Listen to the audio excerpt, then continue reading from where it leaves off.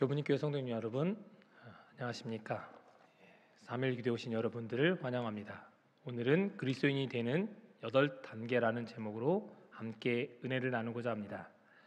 먼저 하나님의 말씀 요한복음 4장 23절에서 24절 함께 같이 읽도록 하겠습니다. 시작. 아버지께 참되게 예배하는 자들은 영과 진리로 예배할 때가 오나니 곧 이때라. 아버지께서는 자기에게 이렇게 예배하는 자들을 찾으시느니라.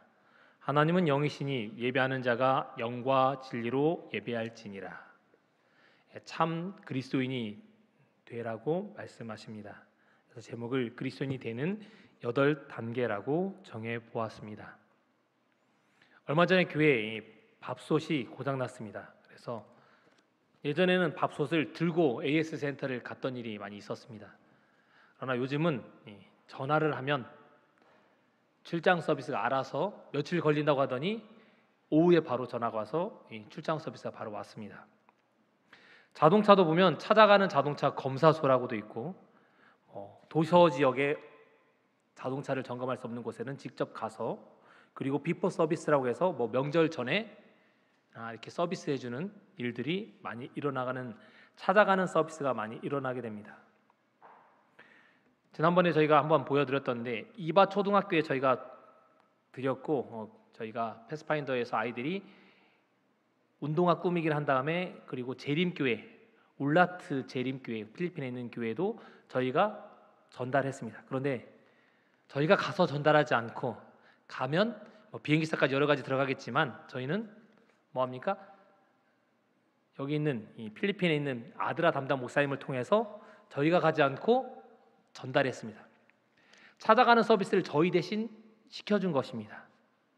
2000년 전에도 예수님께서 직접 한 사람을 찾아가는 이야기가 나옵니다. 바로 찾아가는 서비스를 예수님께서 직접 해주셨습니다. 예수님께서는 늘 바쁘셨습니다. 밤새 기도하느라 바쁘셨던 그분께서 밤이 맞도록 기도하신 다음에 새벽에 일어나자마자 바로 길을 떠나서 이곳으로 가신 것입니다. 성경은 예수께서 있었던 지역을 유대 지역이라고 이야기합니다. 유대 지역에서 떠나서 갈릴리로 가려고 하십니다. 자신을 위해서 가시는 게 아니라 제자들이 바리새인들에게 어려움을 당하는 걸 보고 그들을 안전한 곳인 갈릴리로 그들을 이끄시는 걸 볼 수 있습니다. 그런데 그 가장 빠른 길인 사마리아를 통해서 가는 길로 가서 특별히 수가라는 지역에 머물면서 있었던 내용이 오늘 읽었던 4장에 나와 있는 내용 부분들이 그 부분입니다. 이 수가라는 지역은 이렇게 겁니다. 야곱이 그 아들 요셉에게 준 땅이라고 이야기합니다. 우리가 잘 아는 것처럼 세겜의 땅을 야곱이 세겜의 아버지 하몰에게 그 땅을 샀고, 그 땅을 자기의 가장 애틋하게 여기는 요셉에게, 그리고 그의 자손들에게 주게 됩니다. 그래서 여호수아에 보면 24장에 보면 애굽에서 요셉의 뼈를 가져온 다음에 요셉의 뼈를 묻었던 땅이 바로 그 땅이었습니다. 야곱이 산 그 땅을 요셉에게 주었는데, 이 지역을 예수님께서 특별히 방문하신 것입니다. 그래서 여기 보면 야곱의 우물이 있었다라고 이야기합니다. 그러나 성경에는 야곱이 우물을 팠다는 내용은 나와 있지 않습니다. 창세기 26장에는 그의 아버지 이삭이 여러 우물을 팠다라고 이야기합니다. 그의 아버지의 성품을 물려받은 야곱이 사람들과 다투는 것을 싫어했기 때문에 이곳에 특별히 그린심산에서 나오는 물들이 지하에 많이 있었기 때문에 그곳에 우물을 파서 대대손손 자손들이 이곳에 이름을 야곱의 우물이라고 불렀던 것으로 보입니다. 오늘 첫 번째 보면 예수님께서 이곳 첫 번째 찾아가는 모습을 볼 수 있습니다. 그래서 첫 번째 그리스도인은 8단계 중에 첫 번째 단계는 찾아가는 서비스, 찾아 나서라고 정해보았습니다. 여기 보면 야곱의 우물이 있는데 예수께서 사마리아 한 여자를 만나기 위해서 찾아가셨다는 것입니다. 복음을 전하는 사람들은 복음을 가지고 사람을 찾아 나서야 합니다. 사람이 찾아 나서지 않아도 저절로 찾아오는 곳이 있습니다. 그것은 다름 아닌 절입니다. 가장 경치가 좋은 곳에 있기 때문에 사람들이 산에 가려면 절을 지나갈 수밖에 없기 때문에 찾아오지 말라고 해도 찾아가는 곳이 절이고, 그렇지 않고는 사람들을 뭐합니까? 찾아 나서야 합니다.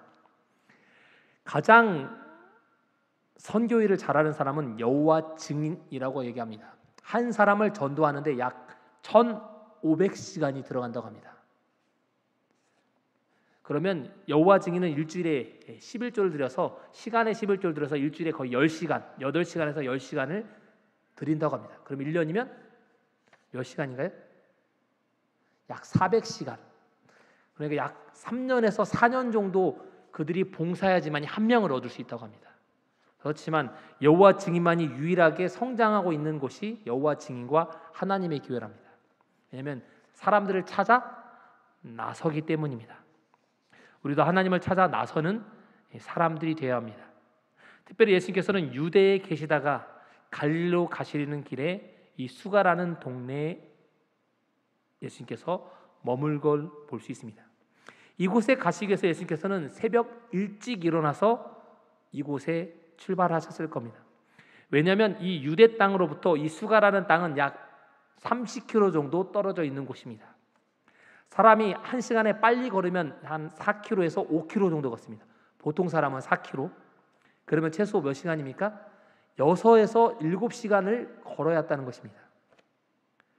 예수님께서 도착한 시간이 다름 아닌 12시이기 때문에 적어도 새벽 6시 전에는 출발했다는 것입니다.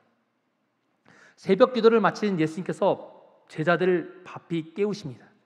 야, 우리가 가야 될 갈릴리 땅이 있다. 그리고 나서 제자들 재촉하신 다음에 제자들이 눈을 뜨고 나서 아침을 먹는 둥 마는 둥 하고 코로 들어간지 입으로 들어간지 모른 채로 그들은 따라갔을 겁니다. 그리고 예수님께서 그곳에 도착하셨을 때 이렇게 표현합니다. 성경은 야곱의 우물이 있더라. 예수께서 길 가시다가 피곤하여 우물 곁에 그대로 앉으시니 때가 6시쯤 되었더라. 사마리아 한 사람을 만나기 위해서 예수께서 6시간이 넘는 기간 동안 한 번도 쉬지 않고 걸어오신 것입니다. 복음을 전하기 위해서는 우리가 이렇게 사람을 찾아 나서는 일을 해야 합니다. 예수님께서 2000년 전에 모범을 보이셨기 때문에 그리스도인이 사람들이 되기를 원한다면 우리도 사람을 찾아 나서야 합니다. 두 번째 그리스도인이 되는 단계 읽겠습니다. 시작. 불편함을 감수하라. 예수님이 복음을 전하러 갈 때 편했을까요? 조금 전에 말씀드린 것처럼 새벽같이 일어나서 뭐합니까? 찾아 나섰습니다. 제자들이 편하지 않았습니다. 예수님 자신도 불편하셨습니다. 왜냐하면 피곤하여 우물 곁에 그냥 앉았다는 말은 그냥 주저앉았다는 것입니다. 너무 힘들어서. 복음을 가려면 우리는 시간을 특별히 할애해야 되고 그만큼 뭐합니까? 불편함도 감수해야 됩니다. 감내해야 합니다. 제가 어릴 때 보면 이 교회에 가면 교회에 신발을 벗고 들어갔습니다. 근데 요즘은 신발을 벗는 걸 사람들이 좋아하지 않습니다. 우리 교무님께는 미래를 보고 미리 신발을 신고 들어올 수 있도록 배려한 것 같습니다. 여러분들한테 조금 불편할 수도 있습니다. 교인들이 편한 것, 신발을 벗고 들어가는 건 교인들한테 편할 수 있습니다. 저희 시골교회는 아직도 신발을 벗고 들어갑니다. 교무님교회가 비슷하게 지었는데 우리 시골교회는 아직도 신발을 벗고 들어갑니다. 미래를 조금 더 불편합니다. 교인들이 편하면 초신자나 구도자들은 불편합니다. 왜냐하면 교인들은 익숙하기 때문에 그걸 잘 알지 못하지만 처음 온 사람들은 신발을 뭐합니까? 벗는 게 상당히 불편할 수도 있습니다. 그래서 교무님께는 이렇게 신발을 교인들은 조금 불편할 수 있지만 사람들은 편할 수 있는 겁니다. 저는 처음에 이렇게 서울에 와서 교회에 신발 신고 들어가는 걸 보고 깜짝 놀랐어요. 어떻게 하나님의 성전에 신발을 신고 들어가지? 라는 문화 충격이 있었습니다. 왜냐하면 저는 신발을 항상 벗고 있던 데 있었기 때문에. 그렇지만 뭐합니까? 제가 불편하지만 처음 온 사람들은 편할 수 있는 겁니다. 내가 편하게 해서 복음을 전하는 게 아니고 예수님을 만나게 하기 위해서 나의 불편함을 감내하는 게 필요합니다. 예수님은 그래서 갈릴리로 바로 가지 않고 사마리아 땅을 지나가 버릴 수도 있지만 뭐합니까? 그곳에서 머물어서 한 여인을 만나기 위해서 갑니다.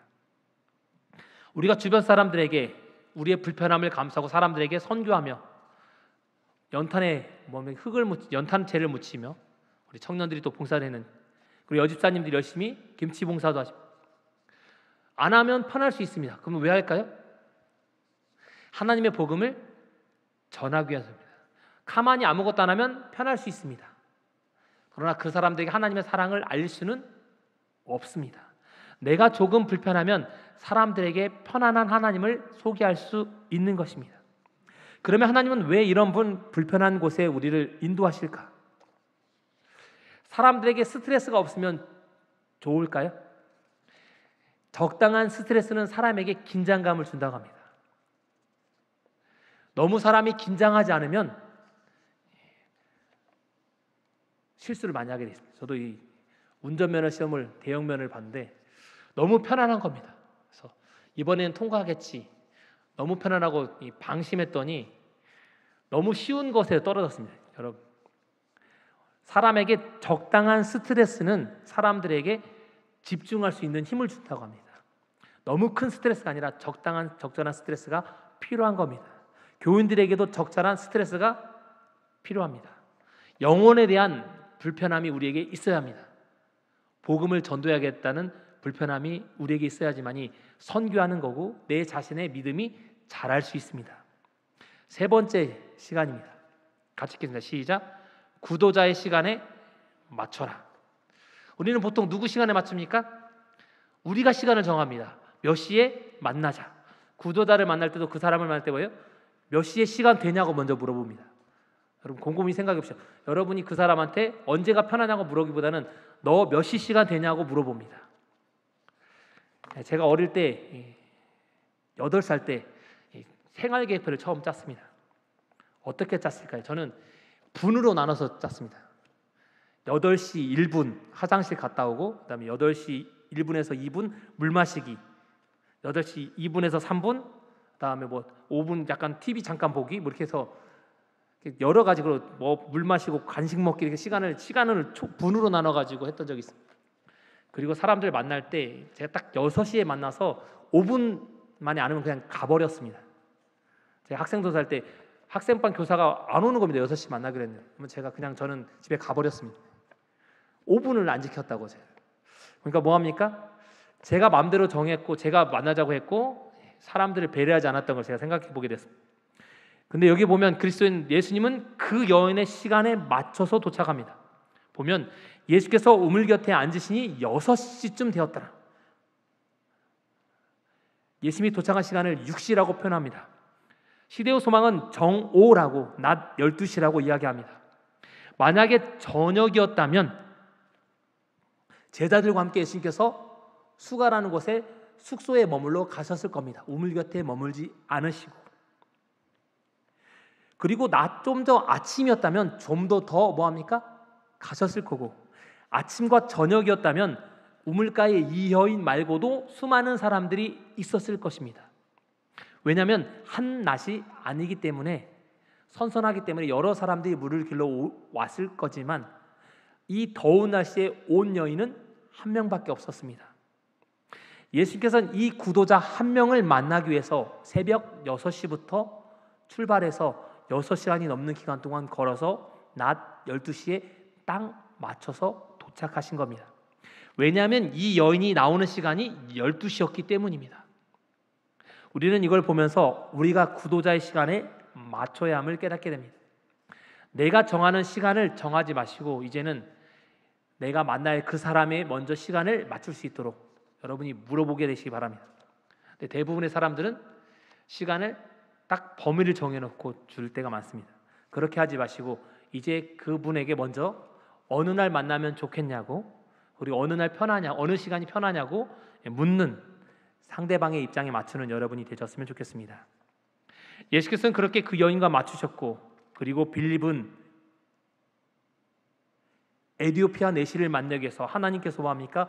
예루살렘부터 가사까지 예루살렘의 복음을 잘 전하고 있는 빌립에게 가사로 내려가라고 말씀하십니다. 내려가라고 하신 그 이유는 에디오피아 내시 그 한 사람을 딱 그 시간에 만나게 하기 위해서였습니다. 성령이 그를 인도하시는 것입니다.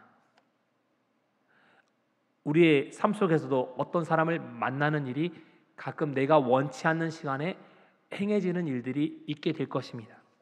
그것은 하나님께서 우리를 통하여 하나님의 복음을 또 다른 사람에게 전하시기 위해서 하나님께서 시간을 조절하시고 성령을 통하여 우리를 이끄심을 깨닫고 하나님의 성령의 음성에 부응하시는, 그리고 하나님의 복음을 전하시는 여러분이 되시기 바랍니다.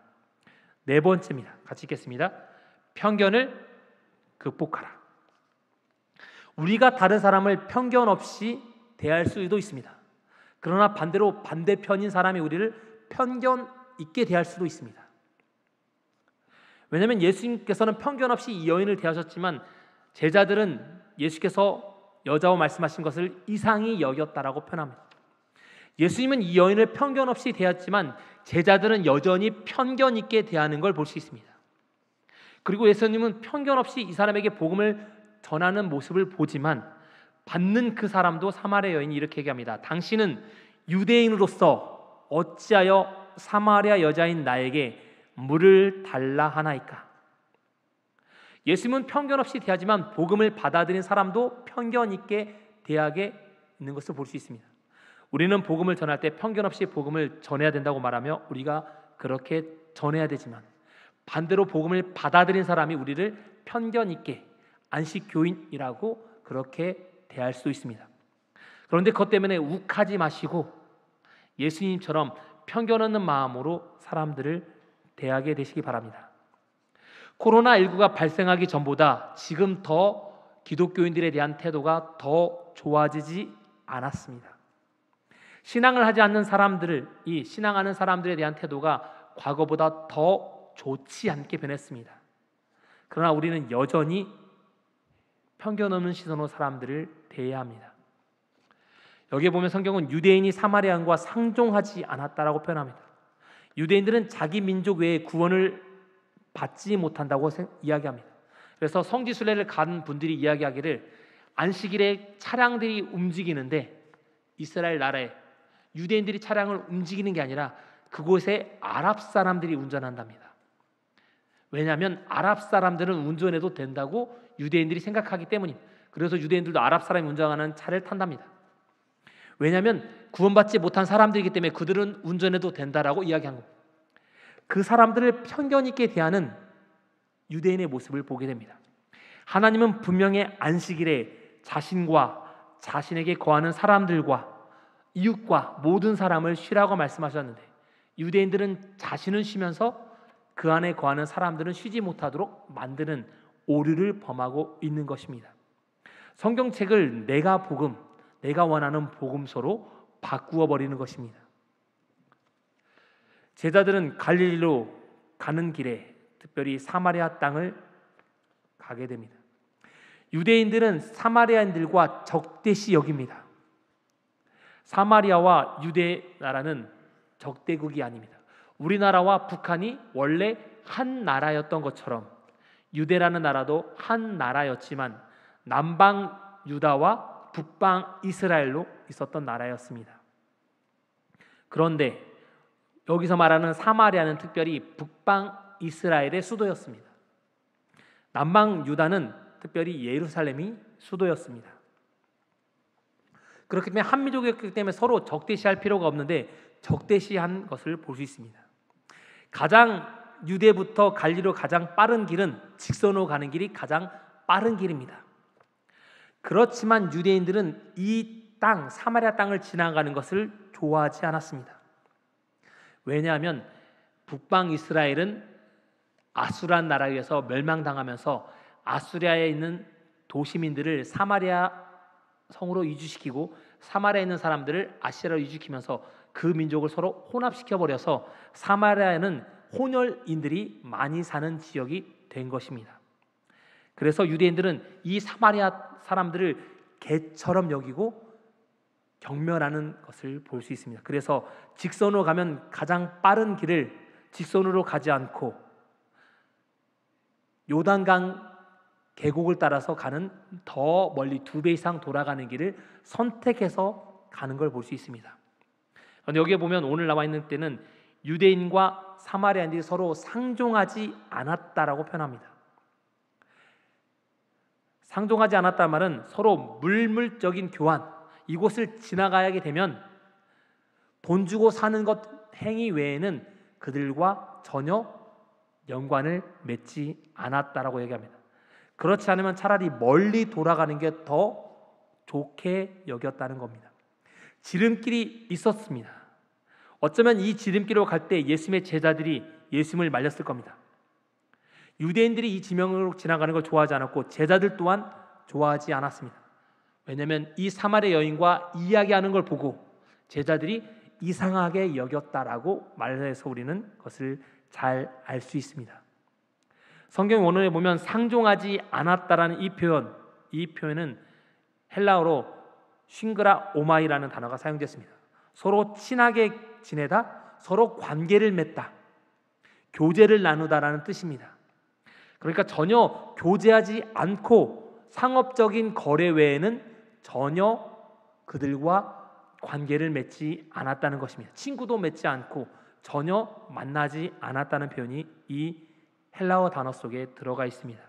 사도행전 4장 8절에 보면 제자들이 먹을 것을 사러 먹기 위한 자기의 먹을 것을 돈 주고 사는 행위 외에는 그곳에서 그들과 전혀 이야기 나누지도 않았다는 겁니다. 이 상종하다는 단어는 그릇을 두고 함께 사용하다는 단어입니다. 우리나라 말에도 서로 함께 부대끼면서 밥 숟가락을 서로 함께 나누면 서로 친해진다라고 얘기합니다. 요즘 왜 코로나 이후에 사람들의 관계가 점점 멀어졌을까요? 멀어진 이유는 함께 밥을 잘 먹지 않기 때문입니다. 밥을 같이 먹을수록 사람들의 관계는 점점 더 끈끈해진다고 합니다. 서로 같이 국을 먹고 함께 나누면서 뭐합니까? 숟가락을 서로 부딪히면서 있어야지만이 서로 정이 더 커진다고 합니다. 교회도 그렇게 해야지만이 더 사랑이 더 싹틀 수 있습니다. 편견 어린 시선이 없어질 수 있습니다. 아이들은 서로 뭔가 좀 어색하지만 5분이 지나거나 10분이 지나면 아이들은 어느새 친구가 되어서 전혀 편견 없이 어느 민족이나 다 친하게 지내는 걸 볼 수 있습니다. 그런데 어른들은 10분이 지나도 1시간이 지나도 서로 뭐합니까? 편견 있는 시선으로 서로 가까워지지 못합니다. 그것은 우리들의 마음에 아직도 이런 부딪히면서 상종하지 않겠다는 마음이 있기 때문입니다. 재림교인들도 잘못하면 유대인과 같은 재림교인만 구원받는다는 자만심에 빠질 수 있습니다. 그래서 유대인들은 사마리아인들이 혼혈인이기 때문에 성전을 짓는 것에서 그들을 합류하지 못하도록 막았고 상업적 거래에는 전혀 그들과 거래하지 않았고 편하게 갈 수 있는 길을 놔두고 멀리 돌아가는 길을 그들은 행하게 됩니다. 그래서 성경은 그들은 상종하지 않았다라고 이야기합니다. 우리는 신앙하지 않는 사람을 볼 때 어떻게 보나요? 술 담배를 하는 사람들은 멸망받을 사람들로 생각하고 편견의 시선을 혹시 우리가 보게 되게 된다면 이제는 그들을 하나님께 인도할 사람으로 참 불쌍한 사람, 신앙을 가지고 있으면 더 좋은 삶을 살 수 있을 텐데 안타까운 마음으로 그들을 바라볼 수 있는 편견 어린 시선으로 볼 수 있는 저와 여러분이 되시기 바랍니다. 자신의 현 위치를 보고 자만하는 유대인과 같은 마음으로 바라보지 않는 게 필요합니다.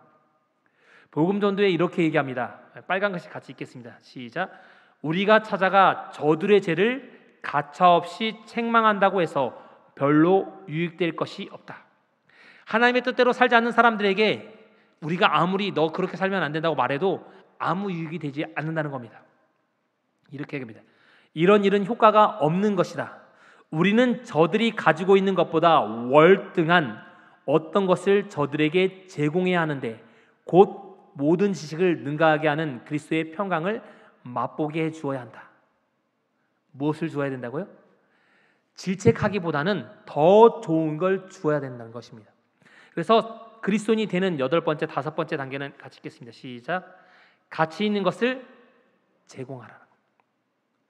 예수님께서 여인을 편견 없이 대하고 편견 없는 시선으로 보지만 여인은 유대인인 예수님을 편견 있는 시선으로 대합니다. 그럴 때 예수님께서 더 가치 있는 걸 그에게 이야기해 줍니다. 요한복음 4장 10절입니다. 내가 물 좀 달라는 이가 누구인지 알았다면 내가 그에게 구하였을 것이요 그가 생수를 내게 주었으리라. 13절입니다. 예수께서 대답하여 이르시되 이 물을 마시는 자는 다시 목마르려니와 내가 주는 물을 마시는 자는 영원히 목마르지 아니하리니 내가 주는 물은 그 속에서 영생하도록 솟아나는 샘물이 되리라고 말씀하십니다. 더 좋은 것을 예수님께서 이야기하십니다. 절제 생활은 이 부분에 대해서 이렇게 얘기합니다. 사마리아 여인과 이야기하는 중에 그리스도께서는 야곱의 우물을 멸시하는 대신에 그보다 더 좋은 것을 제시하셨다. 그분께서는 당신이 주시고자 한 보화로 화제를 돌려 그 여인이 소유하고 있는 것보다 더 좋은 것, 곧 복음의 기쁨과 소망이 되는 생수까지 제시하셨다. 우리는 사람들에게 그들이 소유하고 있는 것보다 더 좋은 것, 모든 지각에 뛰한 그리스도의 평강까지 제시해야 된다고 이야기합니다. 우리는 더 좋은 걸 제공해야 합니다. 그럴 때 그들에게 신앙의 기쁨을 알려주어야 합니다. 신앙하는 것이 얼마나 기쁜 것인지 알려줘야 되는데 우리가 그런 모습을 보이지 않으면 신앙이 참 가치 없게 느껴질 수도 있습니다. 복음전도는 이렇게 얘기합니다. 놀이, 극장, 경마 등은 영혼을 만족해 할 수 없다. 인간은 이런 방법으로 만족할 수 있도록 창조된 피조물이 아니며 음식이 아닌 것을 위하여 돈을 낭비하도록 창조되지 않았다. 빨간 글씨 같이 읽겠습니다. 시작. 이 세상의 덧없는 기쁨과 무상한 쾌락에 비하여 천국의 불멸의 영광이 얼마나 탁월한 것인지를 저들에게 보여주어야 한다. 우리는 아직도 신앙하면서 서툴 수 있습니다. 그렇기 때문에 우리 얼굴에 근심이 있을 수도 있습니다. 그러면 신앙하지 않는 사람들이 우리에게 이렇게 얘기합니다. 신앙을 하는 건데 왜 이렇게 기쁘지 않냐고. 우리의 신앙이 떨어질 수 있는 겁니다. 가치가 떨어질 수도 있다고 우리가 생각해야 합니다. 한 여집사님이 전도지를 열심히 돌리고 있었습니다. 왜냐하면 목사님이 시켜서 집사님 전도지를 오늘 돌리는 날이라고 했더니 입을 툴툴거리면서 전도지를 가지고 나갑니다. 그런데 이 집사님 목소리가 워낙 깨꼬리 같은 목소리라 사람들에게 전도지를 잘 돌리고 있었습니다. 그랬더니 한 신사가 이 전도지를 받기 위해서 이 목소리를 듣고 전도지를 받으러 왔습니다. 그런데 그 집사님의 얼굴을 보니 전도지를 다시 그 여집사님에게 돌려주었습니다. 그리고 이렇게 얘기했습니다. 나는 당신의 자상한 목소리에 이끌려 왔지만 당신의 얼굴을 보니 신앙하고 싶은 마음이 뚝 떨어졌습니다. 내가 신앙을 하면 당신 같은 얼굴이 될까봐 두렵습니다라고 하면서 전도지를 돌려줬다는 것입니다. 우리는 신앙하는 아름다운 모습을 사람들에게 보여줘야 합니다. 복음은 특별한 것이 아니라 사람들에게 교회 갔더니 참 좋더라. 목사님 말씀 참 좋더라. 안식 우리 목사님 말씀 너무 좋아. 목사님 말씀이 여러분의 좀 마음에 안 들더라도 그렇게 하시면 그 말씀이 여러분의 마음에 와닿게 될 것이고 그러면 여러분의 기쁨이 얼굴에 드러나게 될 것입니다. 우리가 잘못하면 세상적인 것에 너무 연연하게 되면 우리가 잘 알고 있는 베네수엘라 기름값이 잘못돼서 폭락했을 때 뭐합니까? 이 휴지 한 장을 사려고 이렇게 어마어마한 돈을 뭐합니까? 뭉탱이로 가져가지 이 딸랑 휴지 하나를 사는 겁니다. 기름을 갈려면 돈다발을 어마어마하게 가지고 와서 해야지만이 돈이 너무 가치가 떨어져서 한마디로 100만 원이 우리나라 100원밖에 되지 않은 걸로 바뀌게 된 겁니다. 그래서 차라리 돈으로 뭐합니까? 휴지 하나를 사느니 돈으로 휴지 대신 사용하는 게 더 쉬운 나라가 바로 이 나라가 되어버렸습니다. 우리는 가치 있는 것, 하나님의 말씀에 가치 있는 것을 삼아야 합니다. 성경은 이렇게 합니다. 너희를 위하여 보물을 하늘에 쌓아두라. 우리는 하늘에 쌓아둔 소망을 위해 사는 사람들이 되어야 합니다.